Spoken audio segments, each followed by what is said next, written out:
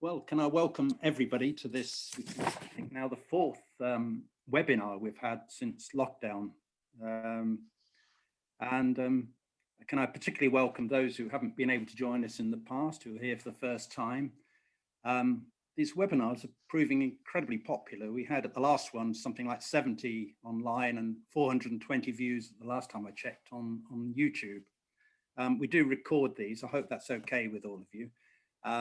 We reach a lot more people as a consequence, and it's raising all sorts of interesting issues for us as a committee about how we manage our public events when we go back to normal. That's a nice thing to have to think about. This afternoon we've got an excellent range of presentations, and the programme is that we'll kick off, if that's okay with the presenters, with developments in the Watford Junction area from Network Rail, and then move on to Trevor Mason from Hertfordshire County Council to talk about latest developments, particularly on the passing loop study, the Restoring Our Railway study. And then Vicky with updates from London Northwestern Railway. And if we have time, we'll have some updates from Peter on AbFly and what we've been working on, or particularly Peter's been working on. And we hopefully might be joined by Councillor Derrick Ashley, who chairs the Community Rail Partnership a bit later on. But if I could start by welcoming James and welcome back Simon, who spoke at our session back in July, I think it was, last year, to update us on developments in the Watford Junction and wider area. So shall I start with you, James, and then move on to Simon? Brilliant. Thank you very much. I just thought I'd open up the session just by taking the opportunity, as I wasn't able to be with you last time, just to introduce myself. So my name's James Dean, Route Managing Director for Network Rail on the West Coast South route. So that's from Euston to Crewe and includes obviously Watford Junction and the Abbey line. So my role is to really administer everything apart from running the train. So we do the operations, infrastructure, renewals, everything to do with Network Rail accountability. So I'm very keen to obviously be part and join seminars and see if we can build up a relation ourselves, and hopefully we can work together going forward. Just as a sort of personal note, I'm born and bred in Watford, so I have an affinity with the location. In fact, I'm sitting near Watford as we speak, and in fact I have very fond memories of getting the Abbey Flyer from Watford Junction to St Albans Abbey when I was at college at St Albans, so I have a connection and an affinity with the route. So just a quick introduction on some of the things we're doing about stakeholders over the next few months. We've been running a few events recently. We did one in Stoke, we did one in Euston, and we're planning another couple, one in Northampton, and you'll be pleased to know that the idea is to bring together as many stakeholders of the area as we can, really just to share in terms of some of our aspirations and some of the plans going forward. So hopefully that will broaden out some of the conversations we can have as well today. But that was it from me, really, just to introduce myself. I'll be here for the whole of your session. Simon unfortunately has to drop off after the presentation, so I'll stay here and represent Network Rail as we go through the rest of the session. But good to be with you, and thank you very much for the invite. I'll hand over to Simon now, and he'll take you through the detail and updates from last time. The presentation is fairly similar to the one previous, with the images being slightly updated from the previous session, but I can give a verbal update of where we are and the progress we've made since I was given the opportunity to present in July last year, which will be good and useful. Actually, there's been some significant progress made with the wider development and master planning with the council, so there's some decent updates to give on that. Hopefully. Thank you, Kevin. So we've got numerous projects or numerous different work streams that we're looking at Watford. The first one, which we've labelled as phase one, is all around the new station and the new station concourse that we're working with a local developer who leases Aveco House above the station to develop what will be a brand new concourse to the station, providing additional retail and also space to negotiate your way through the station itself. It will revitalise and bring a bit more architectural merit to the front of the station, and also tie into the excellent work that the local authority have done in the forecourt area, which is great. Phase 2 is the second part of the development, which will be the development above the bus station, which will provide either commercial or residential development above there. That is yet to be determined and is subject to commercial negotiations and discussions with another third party. So I'm not at liberty to discuss the full details of that, but we can show some images of what we have been looking at to date from an architectural perspective. We've got phase 3, which is the wider development of what is currently the Network Rail and Westminster Trains car park at the back of the station. That ties into the wider Watford master plan and the ambition and aspirations for the council moving forward. There's been some significant developments on that, so we'll get into the detail of that as we go through the slides. And finally, the proposal from the Network Rail to provide a new footbridge at the station, which would be for to alleviate some of the capacity concerns that we have at the station, specifically around the subway at platforms 7 and 8. Moving forward, once things return to some level of normal, hopefully sometime soon, there's going to be a potential capacity issue with regards to passenger movements within that area. So we are in need of an additional way of accessing to platform 6. And that's what we're currently working on quite closely with the Department for Transport and also Watford Borough Council at the moment. So this is the architectural image showing what the new station concourse is going to look like. At the left of that picture is where the existing station entrance is. That will be converted with a new frontage into a fairly large retail area that goes through to the existing subway. And on the right-hand side is where the new concourse is going to be located closer to the bus station and in that larger pedestrian area out front. So it provides a safer, better access and a better interchange access with the wider network that we've got at Watford. That will provide an enlarged open plan concourse space, which will link directly up to platforms 1 through to 6. That in itself will provide some capacity alleviation, which helps us from a safety perspective, but it also improves the passenger experience throughout the station and provides us with a bit more of a fit for purpose facility with additional retail and passenger facilities such as video screens and everything else that they would need to interact and be able to access the station. This is a plan view of showing what the ground floor layout will be. As you can see on the left-hand side where the current station entrance is, that will be fully occupied by retail units. We don't know what they are yet.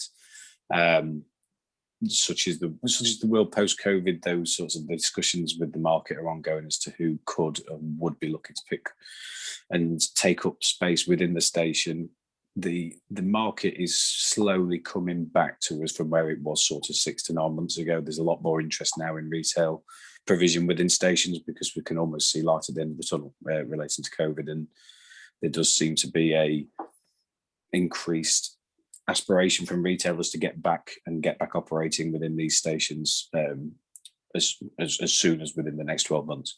So it's the development appraisal that's been done by the third party now seems to hold a lot more weight than what it did 12 months ago, which is excellent news from a progression perspective and moving this project forward. The new concourse, as you can see in orange on the right-hand side, directly links into the existing subway and also up onto platform 6, giving you 2 accessible routes through to all areas of the station. And again, some additional retail within the new concourse area for the benefit of passengers. And that again shows just an additional void area, extra circulation space that provided direct linkage into platform 6. So from a journey time perspective and an interchange perspective with regards to the bus station, it provides a huge impact and a huge benefit to the station and to rail users. Where we were 12 months ago, we were in the position where we were waiting for the developer to provide a development appraisal to us. We've now had receipt of that, and that's had some additional sensitivity analysis done on it with regards to the demand forecast relating to low demand growth through to high demand growth due to COVID. Our Network Rail property team are reviewing and assessing those at the moment with a view that the heads of terms negotiations with the developer will happen in the next 2 to 3 weeks, we believe, is the current plan. I can't again share hardly any details on that because it is commercially confident. So it's something that I will not be able to share any specific details on.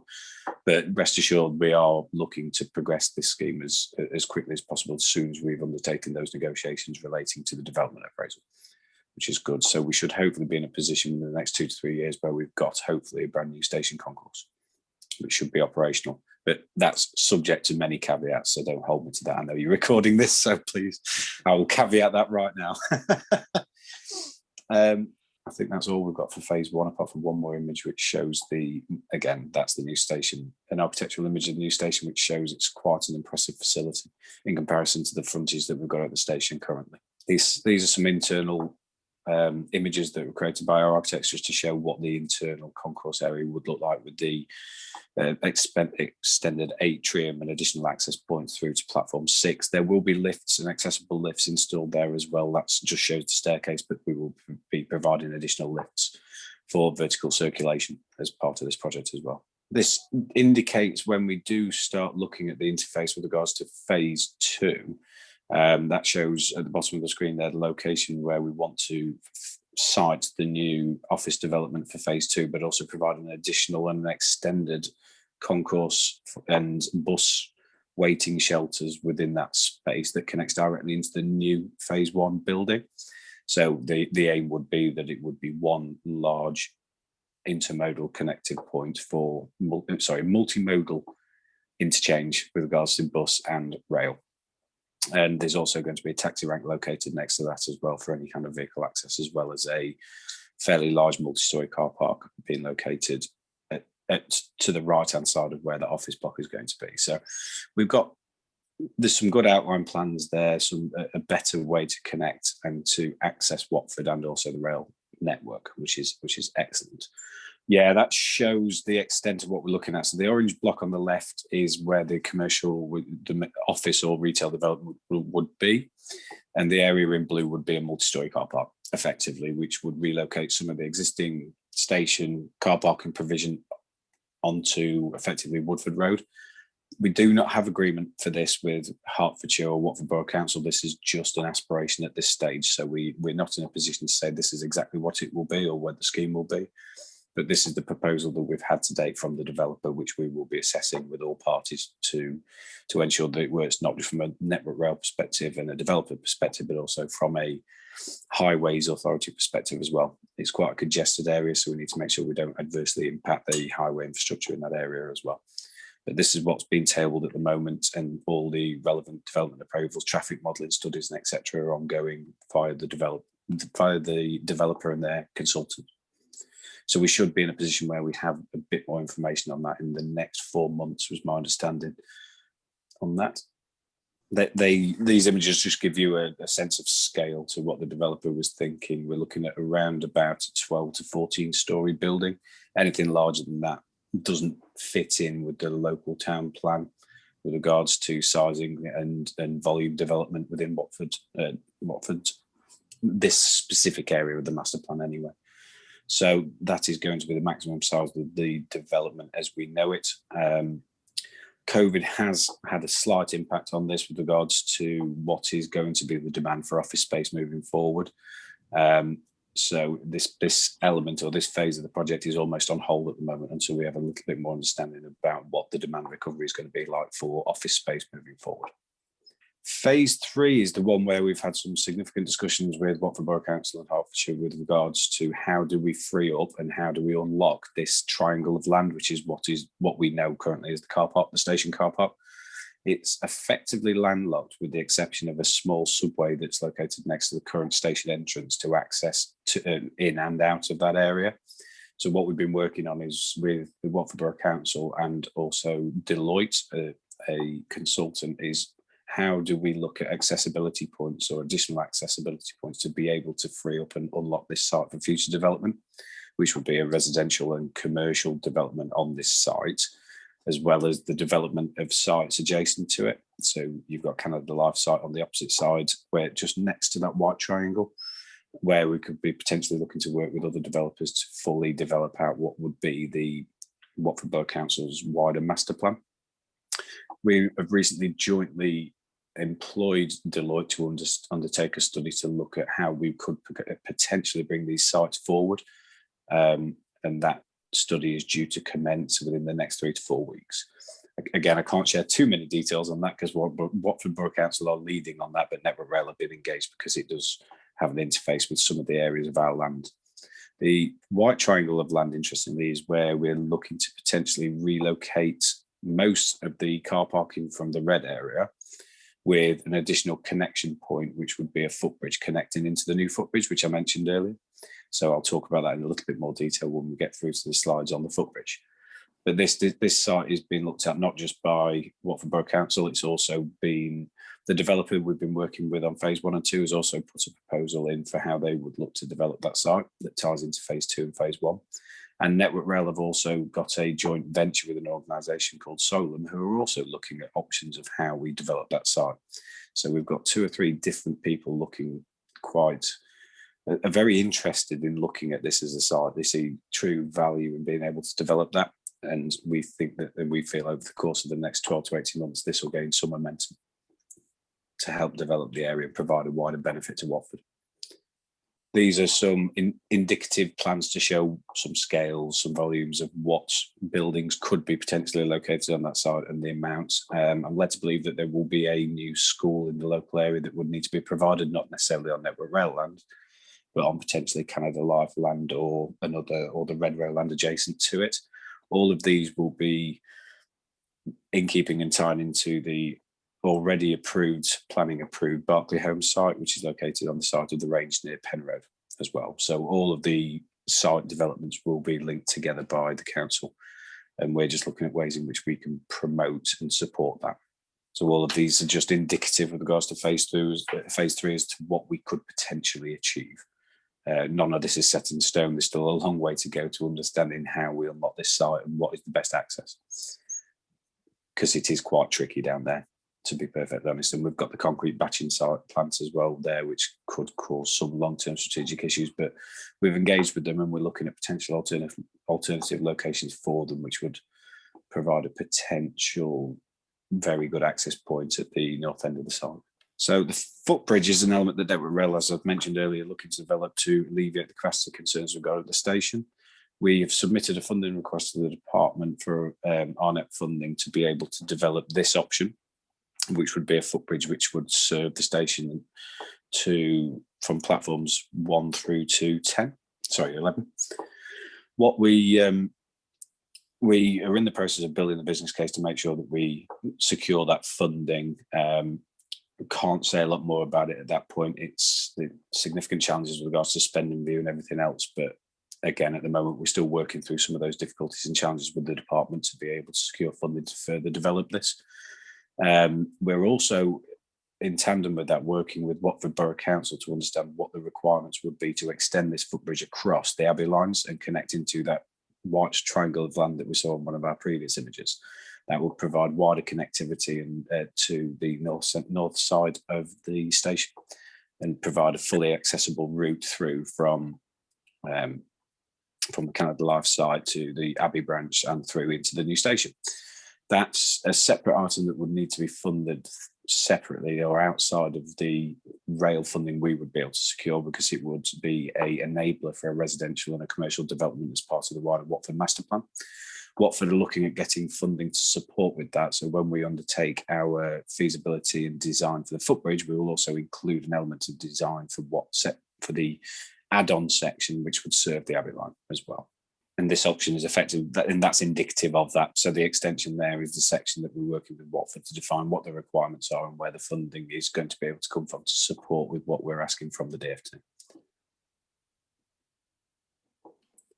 And I think, from my perspective, that's it. We're expecting the negotiations and discussion with the department will be happening over the course of the next 3 to 4 months. So we should be in a position shortly to be able to give an update on whether or not funding has been secured or we've been successful in our request for funding. And also we will have made a lot more progress with the council at that point to understand what potential funding streams they've got available to us as well. So it's all moving in the right direction at the moment. COVID could pose some significant challenges for all elements of this project, actually, but it's been a real testament to all key stakeholders and their ambition and drive for everything they want to achieve at Watford, that all of these phases, with the exception of phase 2, are moving forward.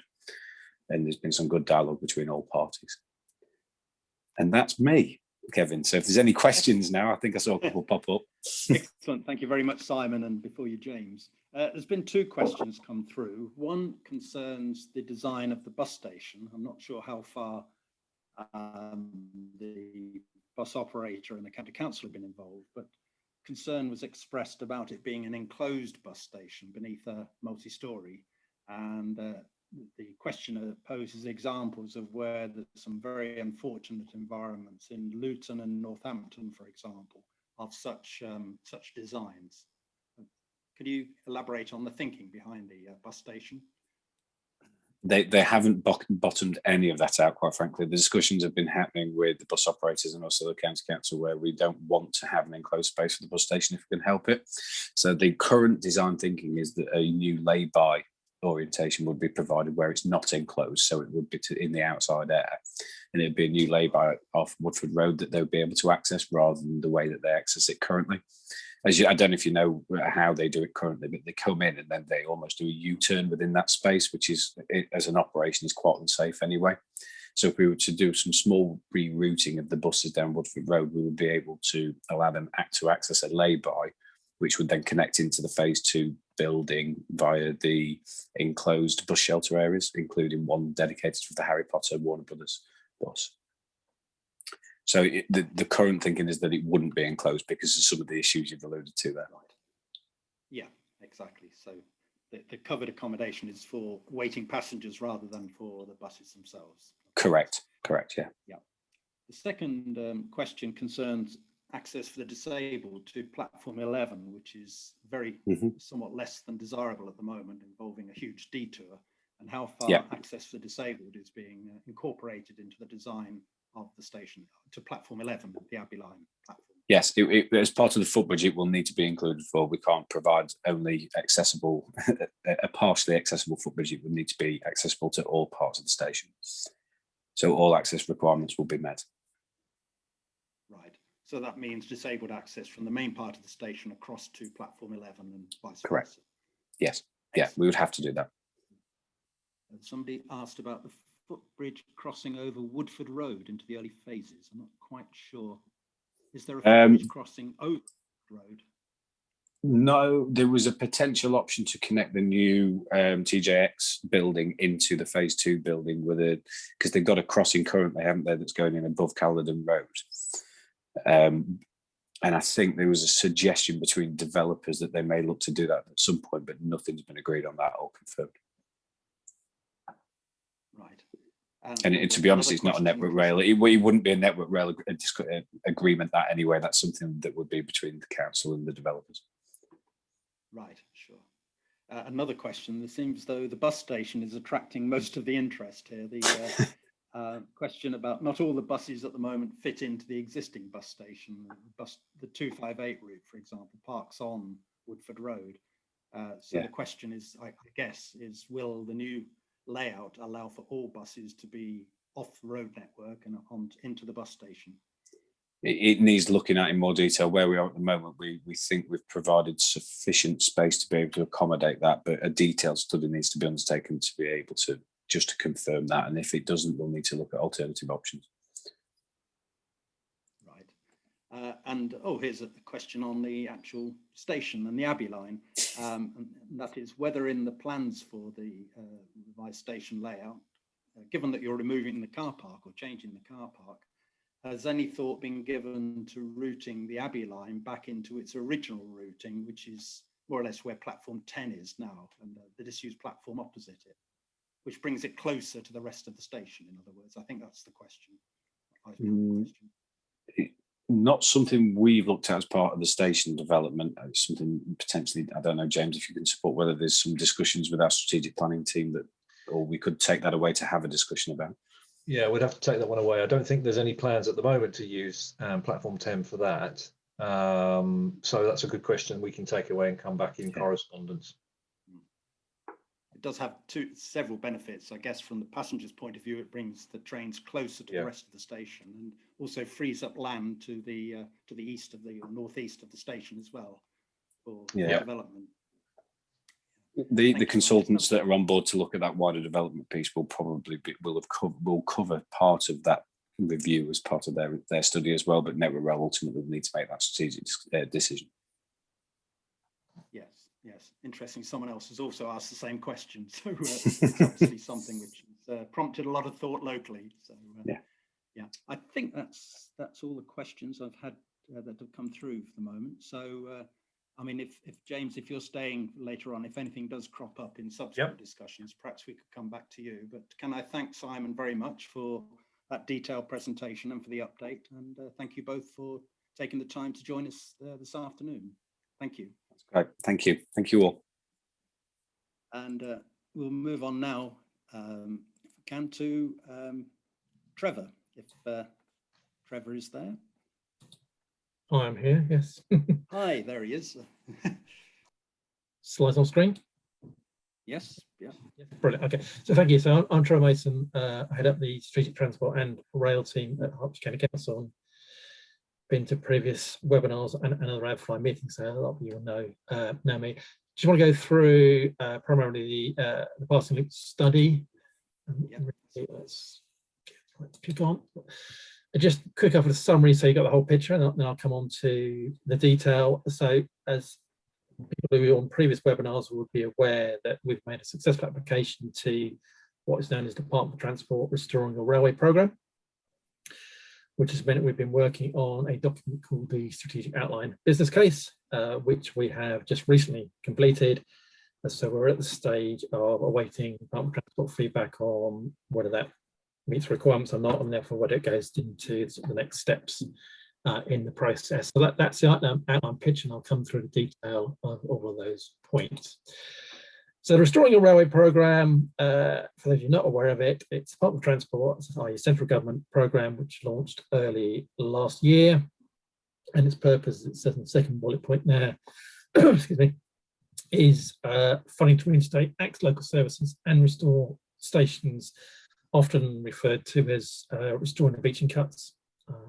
And it's really a sort of a Secretary of State driven programme to try and get sort of local schemes that not necessarily would meet other financial cases and funding criteria to have a chance of being delivered and deliver sort of local community needs. Sort of it's almost like the build it and they'll come type approach to schemes. Because our applications were open to probably any sort of local group, actually. So it's not ideas coming from the Department of Transport, it's up to local communities decide what they want to have on board, and also to ensure there was local political support, the scheme had to get sponsored by local MPs. And we were promised that there was a light touch approach to assessment to try and get more schemes through the process, and also to enable some of these other groups who may not be so familiar or capable of delivering the full sort of business case process to be able to be part of that process. Exactly how light touch it's going to be, I think, is open to debate within the Department of Transport. But that's broadly the process. And in terms of the Abbey Line application, we submitted that for round one, which was last year, for what's known as the Ideas Fund, i.e. to develop scheme ideas, so not sort of oven ready type schemes, but ones where you develop ideas. The bid was formally submitted by Hertfordshire County Council, but also acknowledged the support from various local groups, including AbFly, but also the other local authorities, St Albans and Watford councils, Hertfordshire LEP, and a range of other organisations there. So we're grateful for that support. And we did get sponsorship from Dean Russell and Daisy Cooper, the MPs for Watford and St Albans, respectively. That went in and we were successful. There were 60 applications in the first round, of 10 which were successful. So we're one of the 10 that were successful. So we're quite pleased that we actually got that process going. And if nothing else, it enables further dialogue with the Department of Transport and Network Rail about trying to improve the Abbey Line. So the application's in. What we then needed to develop is this strategic outline business case document. Quite a substantial bit of work. The total costs to develop that is for £43,000, of which 75% funded by the Department of Transport, and the remaining quarter, 25%, was picked up by County Council. We've appointed our framework consultant WSP to undertake the work, primarily because they've got access to a wide range of different expertise, coming different areas to fit into the process. So it's not just the technicalities of the railway, it's very much the wider sort of economic case and strategic case, etc. So they're able to undertake work and draw in their national and international knowledge, and also involve some partner consultants as well, where they didn't have the technical knowledge. So they've undertaken that work, and since about sort of the latter part of last year, we've had a fortnightly steering group with ourselves, but Department of Transport, Network Rail, and London Northwestern Railway, which has been a really sort of good feedback process. So rather than just us going away for a few months, developing SOBC and handing it into DFT for marking, we've had that ongoing sort of suggestion what should be in there and develop it, which has been a really useful process. So thank you to the colleagues from Department of Transport and Network Rail to sort of being very proactively and positively engaged in that process. And also recognise actually the Department of Transport process have evolved in restoring a railway as we go along, as they understand what it's about. So that's been really successful. And just to understand what we're talking about, it's really to look at whether the scheme is feasible at all rather than a specific scheme. So the fundamental options considered was what would you do to get 30-minute frequency, a 20-minute frequency, and a 10-minute frequency? What sort of benefits that would get? Appreciate there would be considerable difficulties probably getting a 10-minute frequency, but if you had that level of frequency, what sort of passenger numbers would you get by the increase in service uplift as sort of the starting point? But also, those of you familiar, obviously, probably most people on the call with the history of the Abbey line, there's been a whole range of different studies over the last 20 plus years, looking at every option from light rail, bus replacement, skip stopping, and of course, parcel options. So part of the process was to just do a light touch review of all those sort of options there and rule most of those out. But having said that, we're not at a scheme design stage, so there's not a final scheme. It's about actually is an overall case to improve the Abbey line.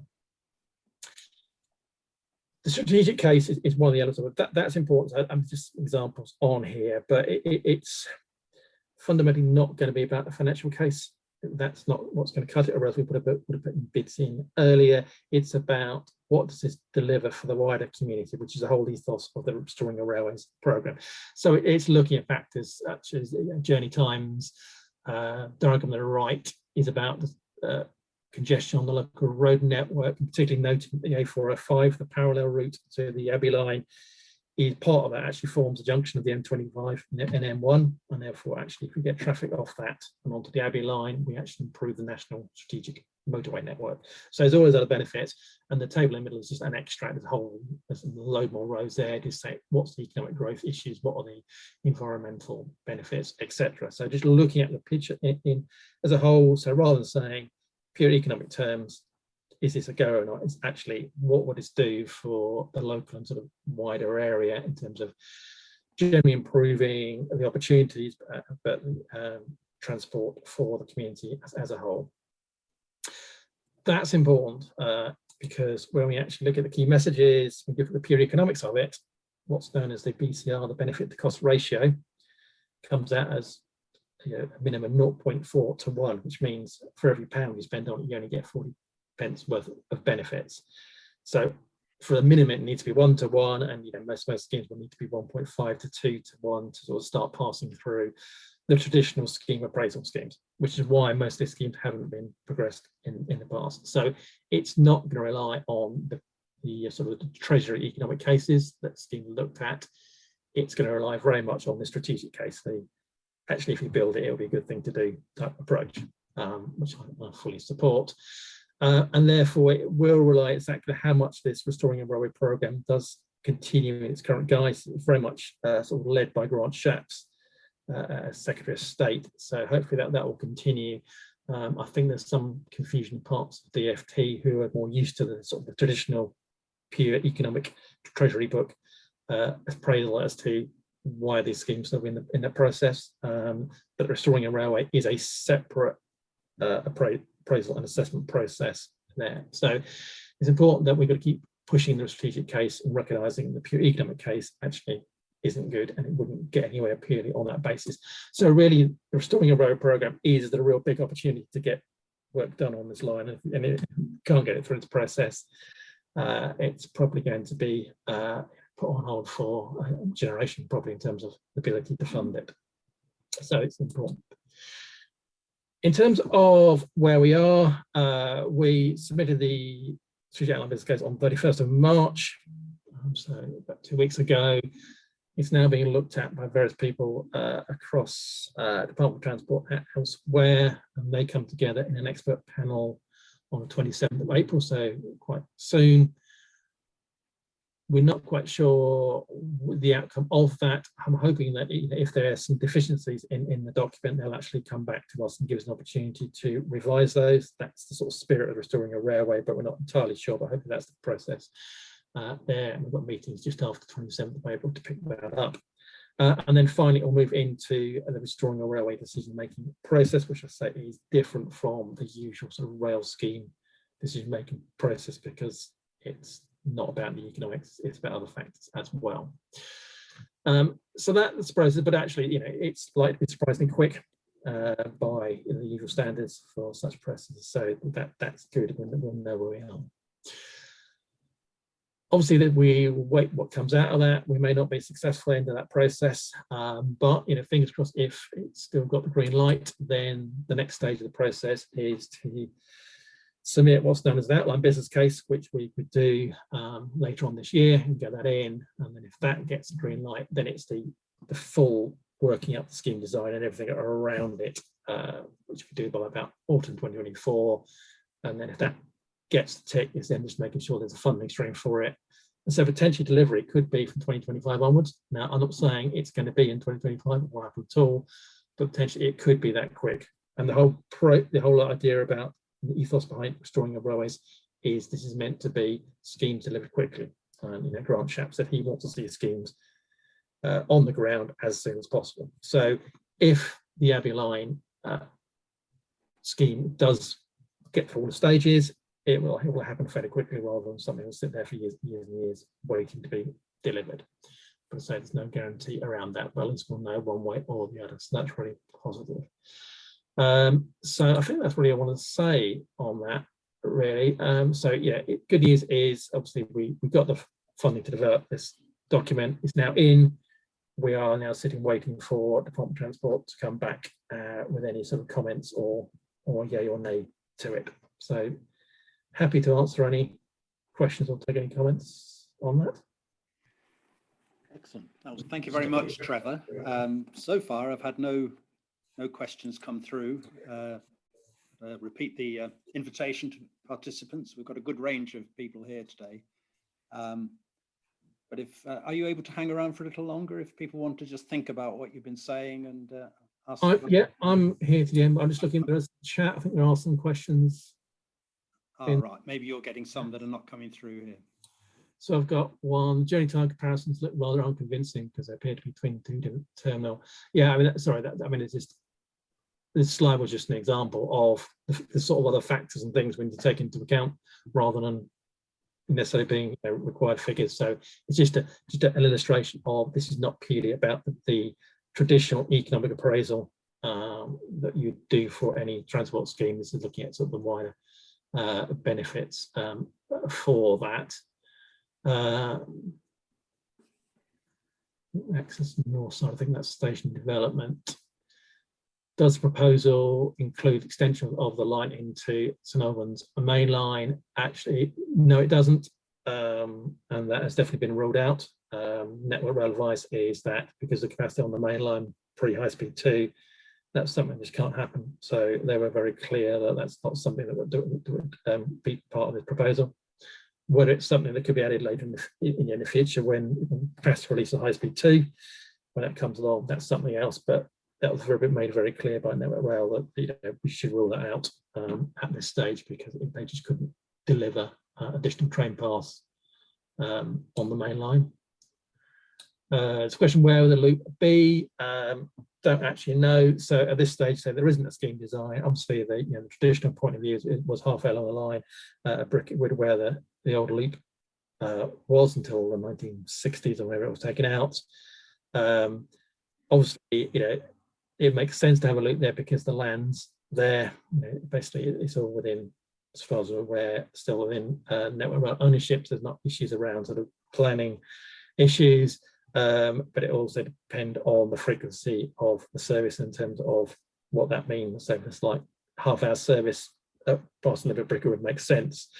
if it's a higher frequency, then you need to get my head around whether that's actually other options for passing loop or loops. But that's the sort of thing we'll then be on the next stage to actually define that. If that's quick, what does slow look like? Well, this planning scheme, this is a quick process, believe you. Me, as you know, having worked for county council for 32 years, and some road schemes that were originally on there when I first came, still just about happening like London bypass. It is a quick process, and the good thing is you will get feedback on the strategic outline business case within weeks, rather than often these things will disappear into Department of Transport, and you won't see any outcome for a year or more. So we're expecting some initial feedback within a couple of weeks. So that's really positive. Can you see a copy of the OBC? I've seen on this. Yes, OBC. I'm deliberately not circulating the SABC at this stage until we've had further feedback from the expert panel or anyone else, in case there's further changes to it and upgrade it. So when we know it's definitely going to be the final version, I think we can share it. I have raised it to making sure there's not any sort of commercially confidential information with West Midlands Trains, who have been very good in providing information about what the operating costs would be to provide a high level of service, but I don't think there's an issue. So we'll review that once we're sure that this is the final version of the strategic outline business case around that. So we're not keeping any secret, but we just don't want to put information out there which may get sort of changed or added to later on, or else it just gets very messy. I will think the comment about Stalingrad and Nazi siege in 2 weeks is a comment rather than a question. I think that's it in terms of what I can see in terms of. I haven't got any more from my end here either. So again, well, thank you very much, Trevor, and thank you for updating us for yet again. And so we look forward to hearing, hopefully in a couple of months, the outcome of the negotiations with the expert panel and so on. Yeah. As soon as we hear stuff, we'll feed stuff through. The only other thing on that in particular is County Council's rail strategy, which I mentioned last time. I think was a panel in December, or it's just been sitting with our reprographics team, who are producing loads of COVID information. So hopefully, it actually will be on our website, our formal website, within the next week or so. So you can see the sort of the glossy document. You can see a version of the document as it went to the panel in December, but the actual sort of more easily accessible version and in sort of better maps, etc., will be up on our website hopefully within the next week or so. And that forms part of the county's local transport plan. Is that correct? Yes. Yeah. Excellent. Okay. Well, thank you very much again, Trevor, and do hang around for us as we move on to Vicky. Vicky Cropper-Clark, many of you will know, is the head of stakeholder and community at London Northwestern Railways, and as with Trevor, a very loyal and regular contributor to our meetings and webinars over the years, and her contributions have been much appreciated. So we look forward to hearing you again, Vicky. Thanks, Kevin. So you've got my slides. You're in charge. Bear with me 1 second. We usually, a bit of a tradition now with our presentations is that we start with a snapshot of what passenger numbers are looking like, just to give you an idea of where we are with how many people are travelling. So at the moment, we're on around 17% of pre-COVID passenger numbers, but we are starting to see a slow increase, which is positive. And I suppose it's in line with a lot of the other easement of restrictions and what a lot of people are doing outside of train travel. It's quite reflective of what's happening elsewhere. So we've seen a 3.7 increase. Interestingly, we haven't seen that much of an increase over the weekend. We thought that we might see another increase But we're going to keep an eye on this because there could be hotspots of more people travelling depending on good weather that we might get at the weekends, and there might also be an increase with more people travelling for non-essential shops reopening today, and people making the most of the final week of Easter holidays as well. So we're looking at very similar to numbers to what we experienced last June before with what was further uplifts and also easement of restrictions. And we do expect numbers to start increasing with the easing of COVID restrictions and also that messaging that's coming out of the government and the rail delivery group. And as that changes, we should potentially see more people feeling confident and wanting to take the train to do travel outside of either work or school flows. Thanks, Kevin. So it's not really been a particularly fantastic picture for Abbey Line passengers. Very, very tough year for them without having a regular service in the last 12 months. And certainly some challenges that we had before Christmas and following Christmas in terms of train crew availability and as not being able to run a service on the Abbey Line.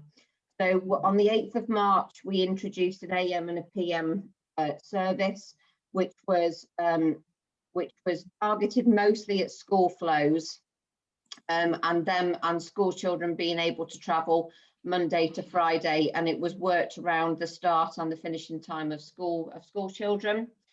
Today we reintroduced a limited Saturday service, so that goes back to the service that will regularly run between 9 and 6 o'clock on Saturdays, with the continuation of the rail replacement bus on Sundays. And one of the benefits of the branch line being a branch line and being separate to the main line is that when we do feel like we are able to reintroduce further services, we'll be able to do that without really having to look into or make other considerations with other services that are on that line. So we're really hoping that we will be able to reintroduce more services throughout the summer, and that will depend on social distancing and train crew availability. But we are aiming to have a full service back on the Abbey Line by September. And that's in line with a lot of other businesses that we've been talking to around when they expect people to return to office working, when we expect to see a bit more of that roadmap hopefully being delivered in line and in time with what government have expected us to be delivering it to. So the current timetable and things that we need to be aware of and keep a very close eye on are those government travel messaging. So we've now moved to minimise travel, and that in itself is a bit of a mystery in terms of what minimised travel really means for people. But we are working very closely with the rail delivery group to make sure that the messaging is consistent out there and with other industry partners as well.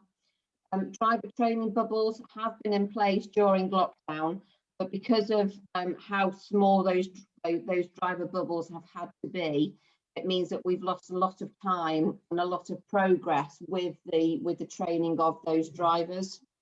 So we've still got a huge amount of drivers that are either waiting to pass out or are still going through the process of being trained up, but it's just not happening as quickly as we would have hoped.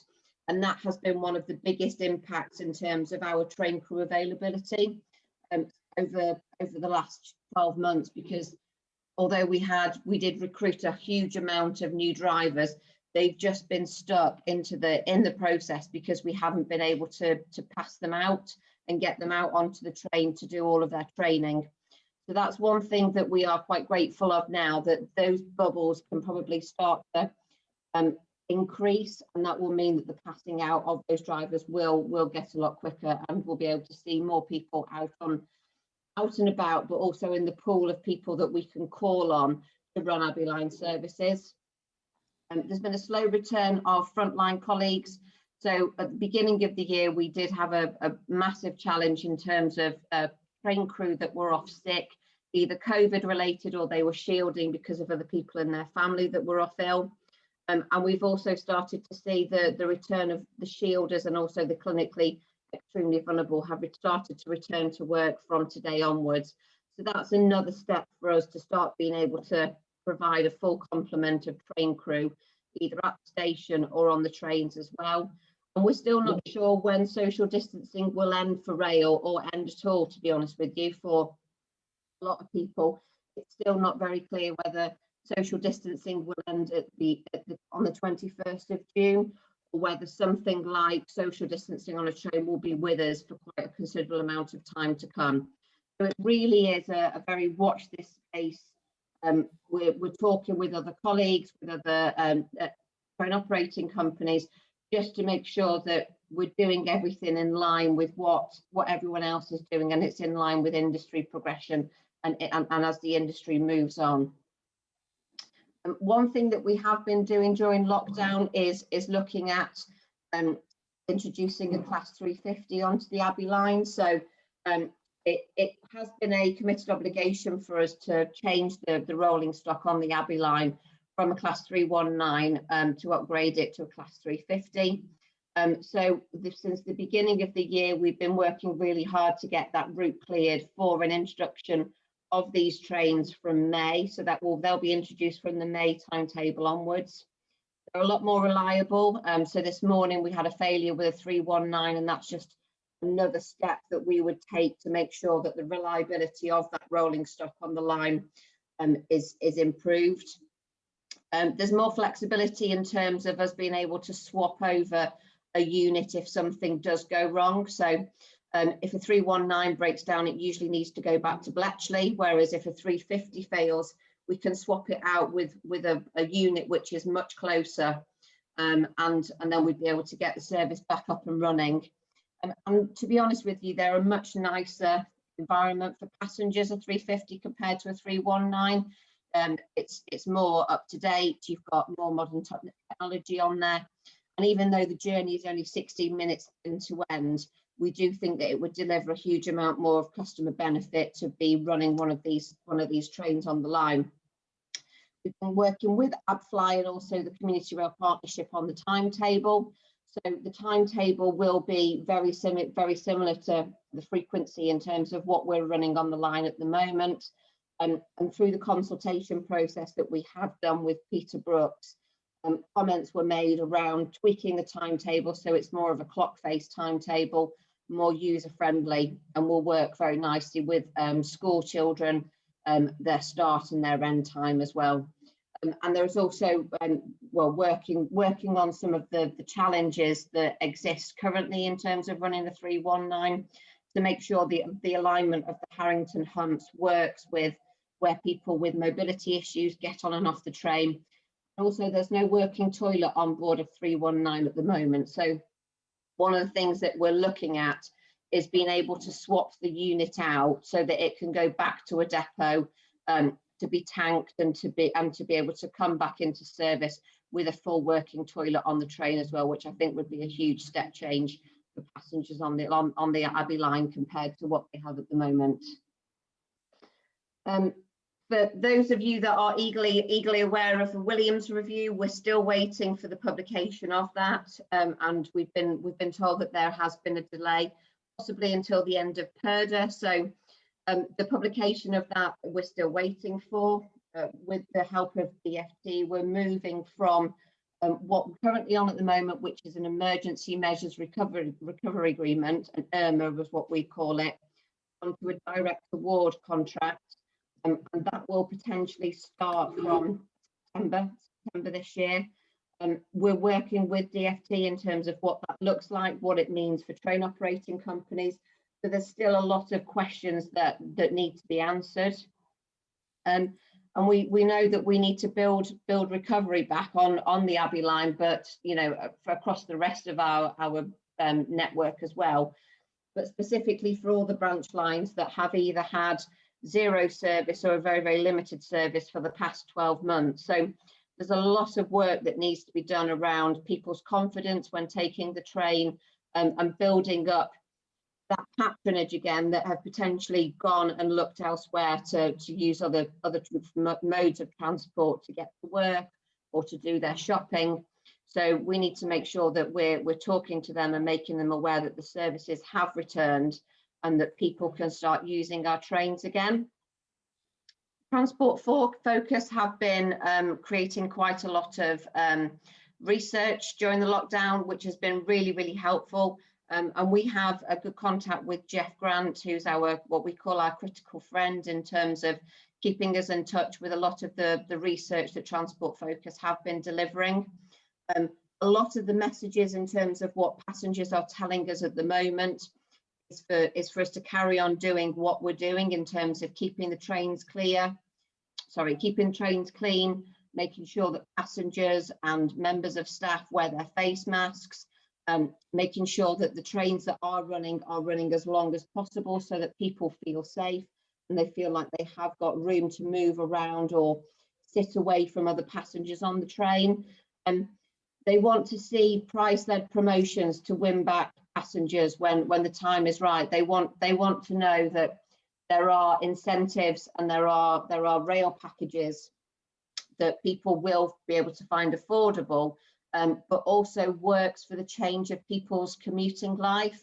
We know that people probably won't come back for 5 days in the office again, and people might be doing 2 or 3 days in the office. So they want to make sure that there is a ticket that reflects this change and works for them, so that people aren't paying over the odds for rail travel that they just aren't taking.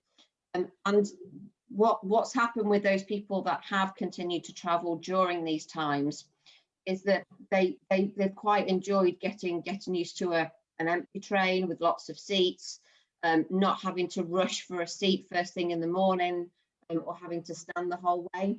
So the expectation of passengers is quite a lot higher than what it was before COVID, and they expect there to be more space, a better level of cleanliness and sanitation, and a much more enjoyable journey for when people do take the train and when they do choose to travel with us. So we're working with Rail Delivery Group on an industry-wide promotion piece and a marketing campaign. So we're working with them on a national campaign which is being developed, and that's all around encouraging people back to rail when the time is right. That goes hand in hand with our own West Midlands Trains Rail campaign as well, and that will be based on letting passengers know that when they feel like it's the right time to come back, we'll be there and we'll have services that people can use. And what I was talking about before is around the flexible ticketing and more promotional options as well, so that people do feel like they're getting the best deal possible when they decide to come back to rail. And that will include a business travel platform as well. So we're out there, we're talking to businesses to encourage people to come to us to buy their tickets rather than going through the train line and using a different platform to buy their tickets from. We've been working with the Abbey Line Community Rail Partnership to create a promotional video, which will be obviously designed for the Abbey Line and a lot more generic, a lot more specific around winning passengers back on the Abbey Line. So like I said before, we know that there hasn't been a good service in the last 12 months and people have probably found other ways of travelling from each end of the line rather than using the rail replacement buses. So we're working on a promotional video to really try and capture people's interest and to let them know that the trains have returned to the Abbey Line. We want to restore their confidence in travelling, whether that's for work, for school or for leisure purposes, to disregard those alternative methods of travel that they've been using for the last 12 months and come back to the train, but also to encourage new passengers as well. So working with Edna on her attraction guide and her days out, making sure that they're aware of what they can do on the Abbey Line and that they can use the train to get there, to demonstrate the investment that's happening or that is coming to the line, either through the reopening of the station building at Bricket Wood, the new waiting shelters and the new planters as well that are being invested on and installed along the line, and a call for volunteers as well. So a lot of people are now approaching me on a different level to get involved in volunteering and station adoption. But either because of their change in working patterns, it means that they've got more time to be able to spend at home and to volunteer and give something back to the community. So it's a call for and letting people know how they can get involved in station adoption or other community rail activities along the line. So we're going to, it's all dependent on timing for this video. We don't want to go too soon if we still know that we're running a reduced service on the line. So we'll probably go big with this when we know that we've got a full service back on the line that people can enjoy weekdays and also weekends as well. And then my final update is just a property update. So for when people do return back to the stations, they might notice some enhancements. So we've now got a new LED lighting project at the stations, and this is in line with our environmental and sustainability strategy as well. So those lights, those brand new LED lights, will go up at over 100 stations on our line. They have the ability to be able to dim and turn off. So if there aren't any passengers, the lights will dim naturally, but then light back up again when a train comes into the station or a passenger is moving around the station. At St Albans Abbey, we introduced this new cycle shelter with CCTV and also facilities for people to be able to repair their bikes, so that we're encouraging people to get out and about on the line. And there's also, for those people that aren't aware, there's a big piece of work happening at Euston with the widening of the ramp that leads down to platforms 8 and 11. So the ticket office closed a couple of weeks ago, and the people that were working in the ticket office are now becoming mobile. So they're out and about providing customer service to passengers. There will still be an excess fares window that will be opened when all the work has been complete. But at the moment, we've got colleagues, and we've also got revenue protection managers out and about to be able to sell excess fares, but also to help passengers buy tickets off the ticket vending machines. So that's a big part of redevelopment of Euston Station. Those shops that were on the ramp leading down to the platforms, they are going to close, so that there's a lot more space for passengers to be able to move up and down, and will be part of the bigger work that's happening to improve Euston and bring that into a more modern day environment. So that takes me to my last slide, which is opening up for any comments and questions. Thank you very much, Vicky. A couple have come through, which if I could throw your way. One asked about, and I suppose this is particularly relevant with if the 350s come on the line, which are sealed units with air conditioning, talking about the possibilities of some form of open carriage for those worried about travelling with COVID-19, and the idea being, fresh air is something which is so important as a way of defending yourself against the risk of infection. So in terms of an open carriage, do you mean the doors, the connecting doors being left open?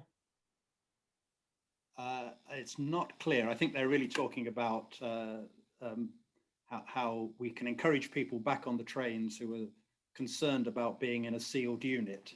And I suppose it's about reassurance about how well the air conditioning works, I suppose, as much as anything. It is. So somebody's pointed out the old third class carriage. I suppose 319s have windows that can open, 350s don't. I think that's the point that's being made. Yeah, so you're right. It's all about reassuring passengers that it is safe for us to return.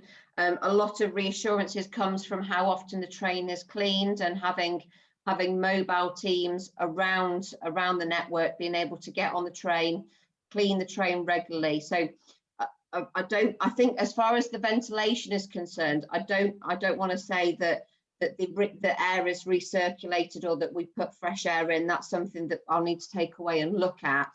But I do think that train travel is particularly safe, and it's about how we pass that message on to passengers to let them know that taking a journey on the Abbey line is as safe as it physically can be. And I suppose you have got the advantage of the end-to-end journey being 16 minutes. Yes, quite. And the stations being very close together as well, with the doors opening and closing. Yes, thank you. Yes. Someone else raised the question about bus passes being accepted on the trains as they are on the Thameslink trains. I don't think I fully understand the question. Does it make sense to you? Interchangeable of bus passes and train travel?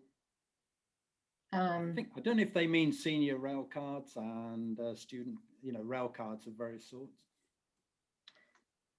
Do you want? So I'm quite happy for that question for them to drop me a note directly, and I can take that away. Yes, somebody else has also raised, which is not within your remit. It's about extending the Oyster card system onto the Abbey line. I think that's something which has cropped up in the past.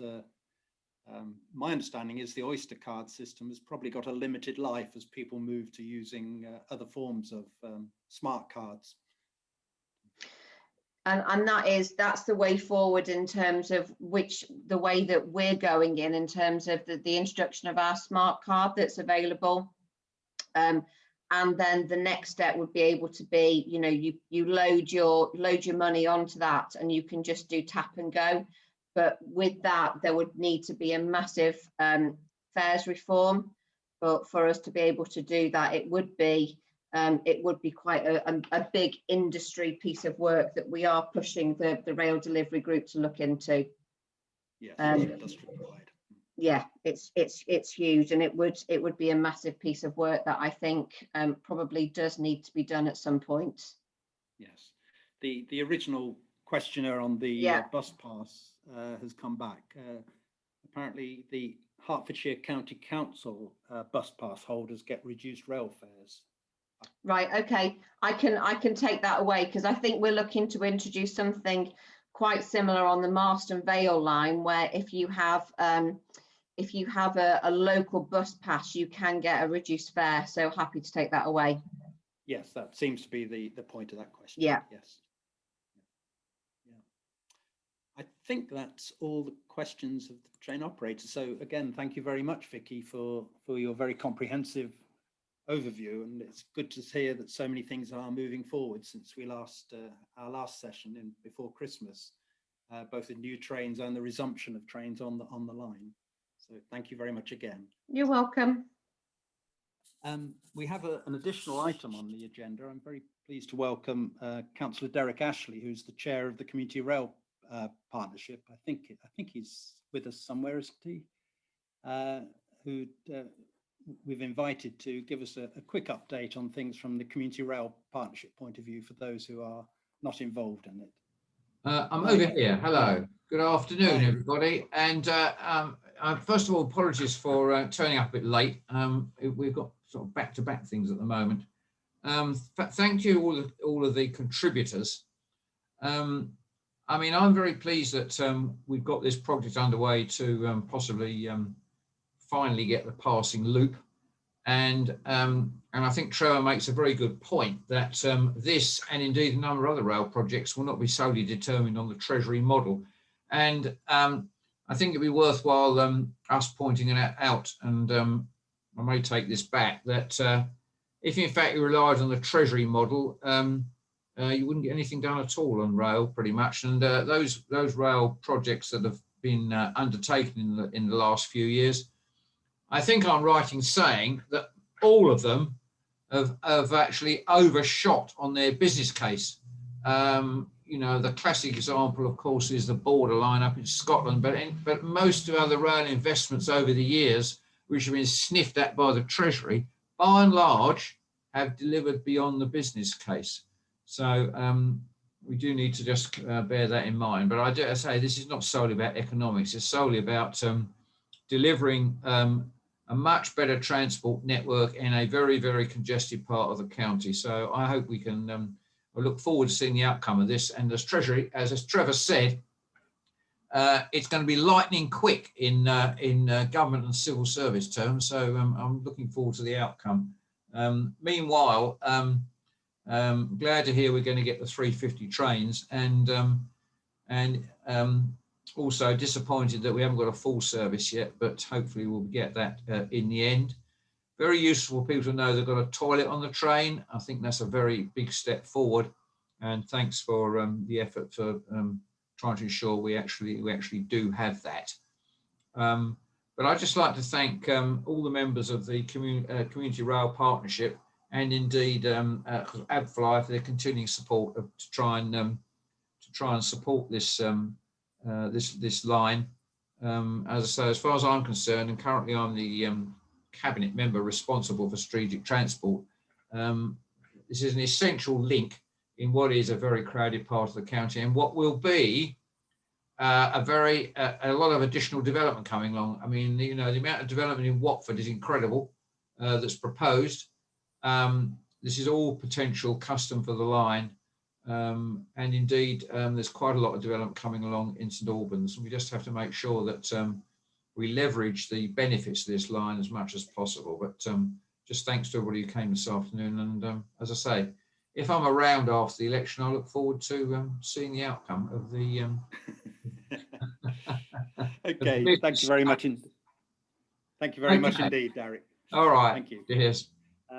Could I ask, moving on to Peter Brooks from the AbFly committee, to give us a very quick update on things that have happened in the last 3 months or so since our last webinar. Yeah, hello everyone. We've continued to attend meetings and support represent users of the line, taking up with London Northwestern and things with the CRP. Derrick, I don't know if there's any news on the new website for CRP that Edna was working on, because that certainly helped with the getting people back on the line, because it includes all the details of places to go and what have you. Although I know we don't want to push things too much while it's still a bus service, do we?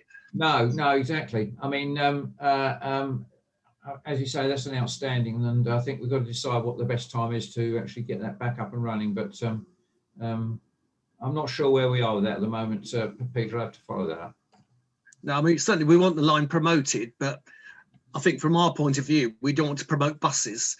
No, because that just put people off. Yeah, this is the problem. This is the problem. So, you know, maybe a short period of abeyance won't be the end of the world. But I agree with you. I mean, once we get all those trains back again, as I think Vicky said, we need a big publicity drive anyway. Yeah, and hopefully we can use the 350 unit as a sort of means of helping that as well. No, exactly. I said to Vicky before, I think at the CRP meeting, we need to have a launch. You know.